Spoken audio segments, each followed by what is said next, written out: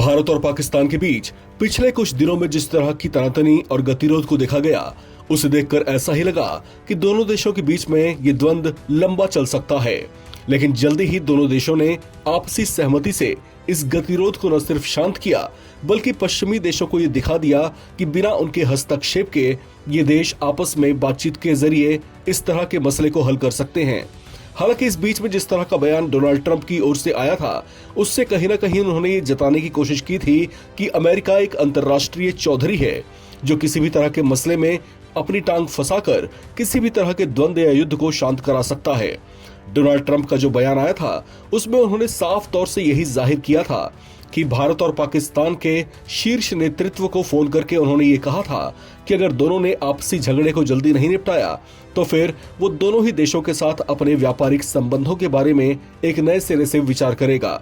यानी इस बात को आप इस तरीके से भी समझ सकते हैं कि अमेरिका ने कहीं न कहीं भारत और पाकिस्तान को एक तरह की धमकी या फिर चेतावनी दी थी कि वे अगर आपसी द्वंद को जल्दी शांत नहीं करते हैं तो उनके साथ में व्यापारिक संबंधों को खत्म किया जा सकता है।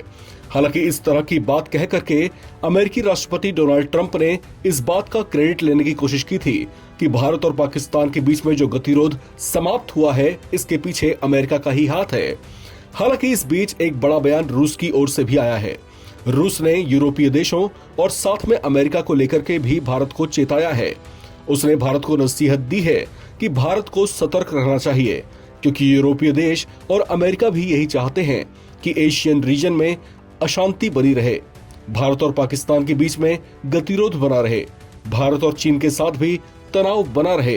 रूस का कहना है कि अमेरिका के साथ साथ रूस के भी इसमें हित जुड़े हुए हैं। उनका ऐसा मानना है कि अगर इस क्षेत्र में अशांति कायम रहती है तो इससे उनको काफी हद तक फायदा हो सकता है।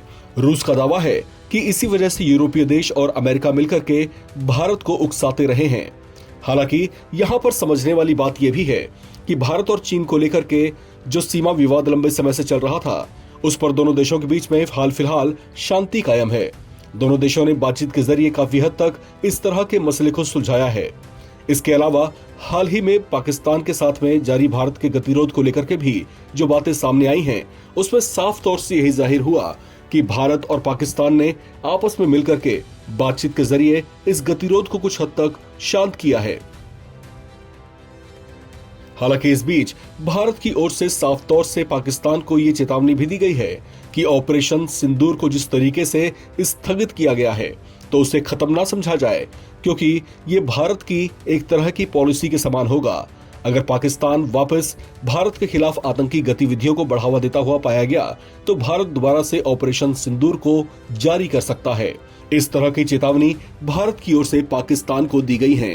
हालांकि यहाँ पर रूस की ओर से जिस तरह के प्रयास किए जा रहे हैं और जो कुछ सुझाव भारत को दिए गए हैं, उसमें साफ तौर से यही कहा गया है कि भारत हर तरह के मसले पर सोच विचार करके ही कदम आगे बढ़ाए, खास तौर से अपने पड़ोसी देशों को लेकर के।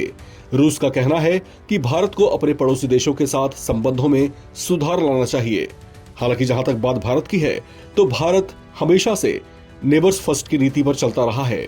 अब यहाँ पर चीन और पाकिस्तान को यह तय करना है कि वो भारत के साथ किस तरह का संबंध चाहते हैं और भारत के साथ उनके संबंधों का भविष्य क्या रह सकता है। यही बात बांग्लादेश के लिए भी लागू होती है। बांग्लादेश में मोहम्मद यूनिस की सरकार लगातार भारत के खिलाफ गतिविधियां करती देखी गई हैं। उसके अलावा बांग्लादेश की नई सरकार के साथ भारत के संबंधों में भी बिगाड़ आया है। ऐसे में भारत की कोशिशें लगातार यही थी कि बांग्लादेश के साथ उसके संबंध सुधर जाएं, लेकिन शायद बांग्लादेश ऐसा कुछ चाहता नहीं है। इस खबर में फिलहाल इतना ही। बाकी अपडेट्स के लिए आप बने रहें एनबीटी ऑनलाइन के साथ।